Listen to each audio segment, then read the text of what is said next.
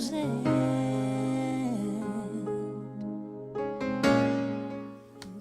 Hey everyone, welcome back to my channel. This video is for my autism parents.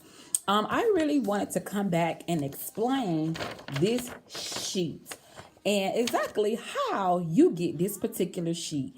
The sheet that you may get for your kid at your kid's school may not look exactly like this sheet, but this is a sheet for verbal, nonverbal children with disability.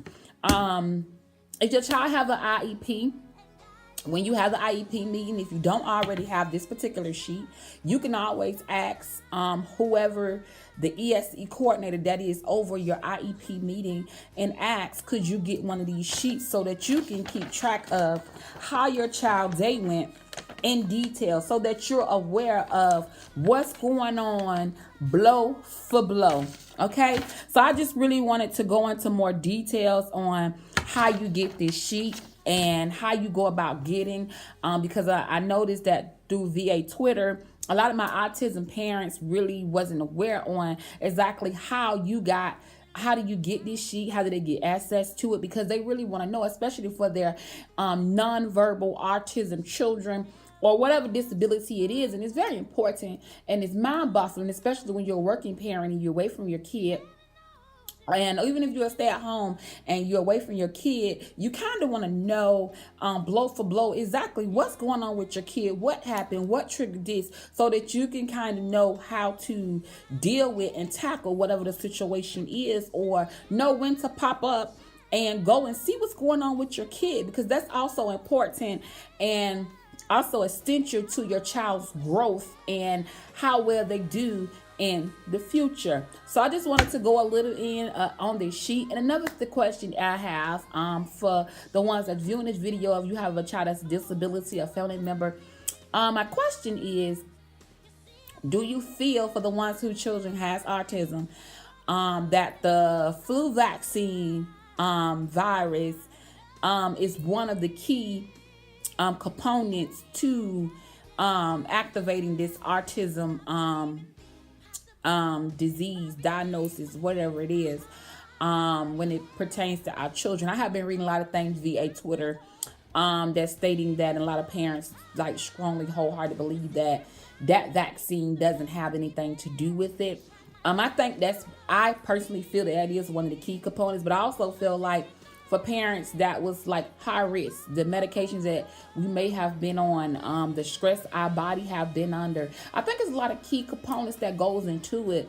And I'm really interested to know, what are you guys' opinion about this, and what do you feel on this, and what type of research you're doing to come about different information to really find out what is the cause of these autism diagnoses. Because for that, we all know, especially kids, people who children are on the autism, who's been diagnosed with autism, the spectrum is very broad. Either you have a very high spectrum or you have a very low spectrum. And the people that are on a very high spectrum, they're very functional. They can live on their own. It's just that when they really focus and zone in on something, they are really focused, and they really are intrigued with whatever is in front of them, and they really have to get that particular task done. And then the ones that's really low, sometimes they don't go to the bathroom. They're aren't potty trained. They can't really focus well. They run off. Some of them don't talk, but then you have some that don't talk but do go to the restroom, that won't run off, that will stay in there very pretty much attached. So it kind of fluctuates, and it's kind of like a toss-up. And then you'll have regular parents that say, oh, my kid not on the spectrum, but my kid does that. It's a little bit different for the ones that's in the autism community. We all know, and it's like one of our pet peeves. Is aggravating to hear another parent say, oh, regular kids do that. No, it's a little bit different, especially when, like myself, I have 10 siblings, and I have a host of nieces and nephews, a host of cousins, and I see regular children. Okay, my kid is the first kid that's on the autism spectrum, in my entire family, so I know what normal look like. Okay. A regular 6-year-old, they see the dog being very vicious and trying to attack. They not finna try to walk up to that dog. A regular 6-year old. Okay. Now, if it's like a 3 or 2-year-old, that's a little bit different, but a 6-year-old wouldn't do that. Okay. So those are red flags. And that's why it's totally different. Yeah, regular kids might not eat certain food, but their pickiness don't go to the extreme to where you have to pick certain restaurants to take them to, or to take them to a restaurant. If they don't have the food that they like, they ain't gonna eat. They just gonna sit there and maybe just drink juice until you leave the restaurant and you have to go buy them something different. Normally, a regular kid in my household, when we was coming up, you had to eat whatever the adult said you had to eat. So it's just a big difference in it. And I'm open to your opinions, your thoughts. Keep it very respectful. If you don't have nothing nice to say at all, just keep it moving.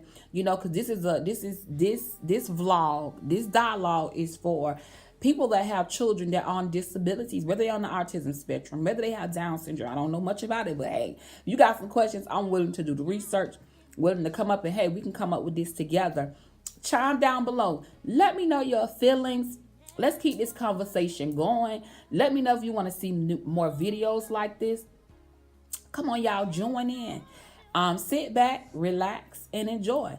And please like, comment, and subscribe to this YouTube channel. You will see a lot of these autism videos. Like I said, I'm an autism mom. That's my first heart. That's my first goal. And my goal is to find a cure. My goal is to make awareness in it, especially in our Black community, make us comfortable with these diagnoses, help us to tackle them on a day-to-day basis, help us to be able to deal with it, find a comfortable and an open dialogue where we can all come together as a community and discuss these things that make us so uncomfortable, especially with our regular friends whose children don't really have disabilities, just to make you aware, to let you know that you're not alone. Okay, I am here.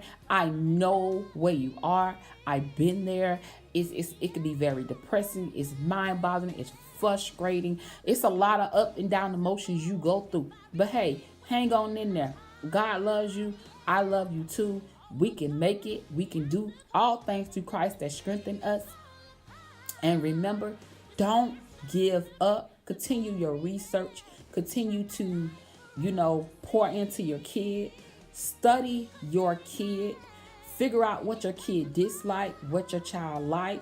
Figure out what triggers it, what don't triggers it. Once you figure out these different triggers and what's going on, you'll be able to help your child maneuver and be successful at whatever it is that's ahead. And you'll also be able to help the educators that come in contact with your kid that don't quite understand your kid at the level they are at now, and your surrounding family members, your community, your village that's helping you, if you have a village that's helping you to upraise your queen and your king, because God gave us these vessels for a reason. This is not a mistake that we was blessed with these great vessels, these great souls, these awesome little and big human beings, because they are very awesome. They can do great things. They're very and super intelligent. And it's just a blessing and a joy to have these little people in our lives. So I'm just here to get the conversation started. And come on, y'all, let's get it going. Chime down below, like, comment, and subscribe. And I'll see you in the next one. Be blessed. Remember, God loves you. TK Burt loves you too. Later. Mwah.